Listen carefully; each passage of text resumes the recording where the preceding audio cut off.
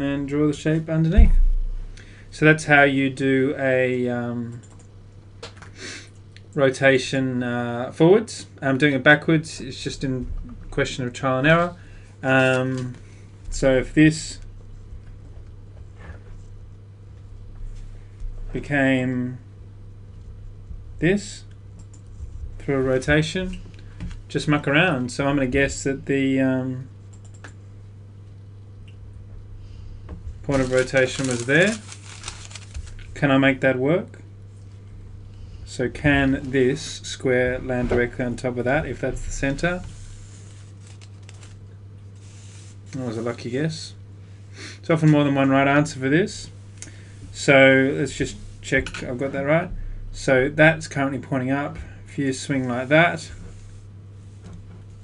it's turned 90. So that's the center.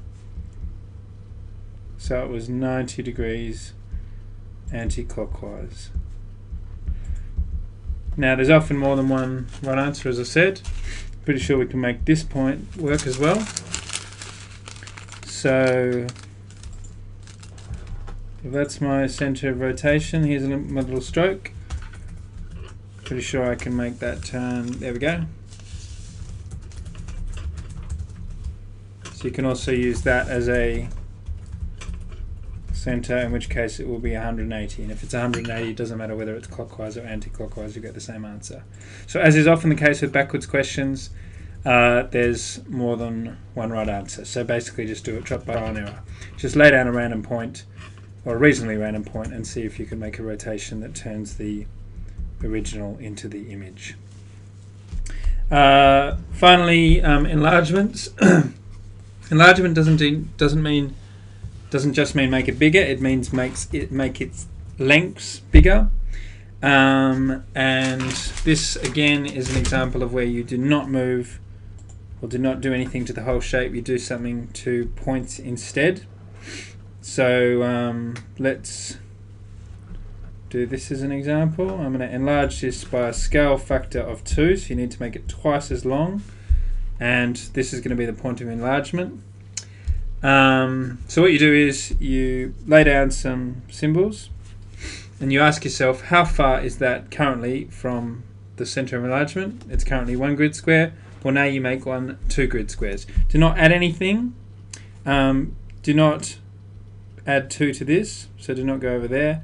Simply make a new point that's in the same direction, so a straight edge helps, but twice as far away. Currently 1 away, now it's 2 away. So black circles have become black crosses. Now this one here is currently 3 away, so I'm going to make a new one 6 away. So 1, 2, 3, 4, 5, 6. So that black circle has become that black cross. Now 4, that was quite simple because the black circle was on the same level on the page as the black dot. If it's not, then just do it in 2 stages. So how far is this black circle from the fat dot? Well, it's not so easy to say, so just say it in 2 stages. It's 1 across, 2 up. So when you're making a new one, go 2 across, 4 up. How far is that? 3 across, 2 up. So go 6 across, 4 up. Whoops. So this is the image. Used to be a 2 by 2 square. Now it's a 4 by 4 square. Remember, it's the areas that get enlarged. The area, sorry, it's the lengths that get enlarged. The area is obviously going to get larger as well, but that's not what the scale factor means. Now, how do you do them backwards? Just connect any point to what you are confident is its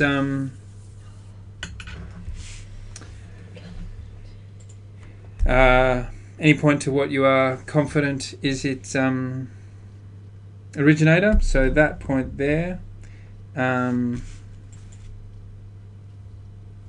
let's say this is the enlargement.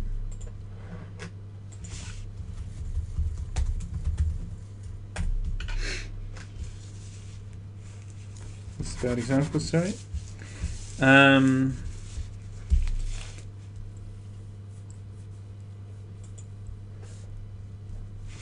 So let's say this original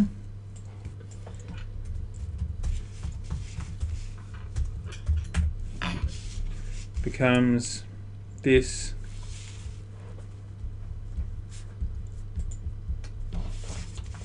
image.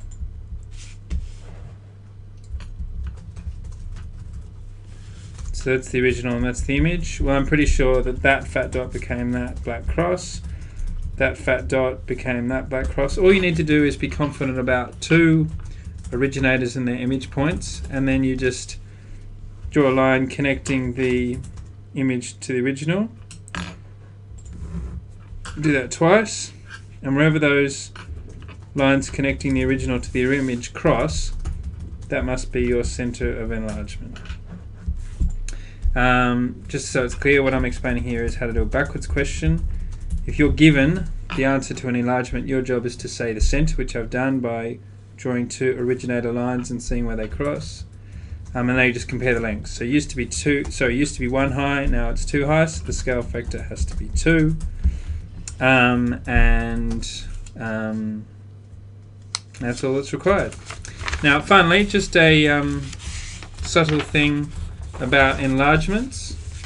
If you get given a scale factor of half or anything less than 1, you don't make it bigger, you make it smaller by dividing the lengths by 2 if it was scale factor half, or a bit of both. So if it was scale factor 2/3, divide the lengths by 3, then double them. And finally, if you get a scale factor of -2 or a negative number, you have to put everything on the other side. I'll explain what that means. So I'm going to, using this as a center, I'm going to enlarge this by a scale factor of -2. So black circle, 1 away, I'm going to make it 2 away, but don't go 2 away in that direction, go 2 away in that direction. Current black circle, 2 away, I'm going to make it 4 away, but don't go 4 away in that direction. Currently 2 to the right and 1 up to get to that black circle, so instead go 4 to the left and then 2 down to get that black circle. Currently 1 diagonal square up to the right, instead go 2 diagonal squares down to the left. So that's how you handle a negative scale factor.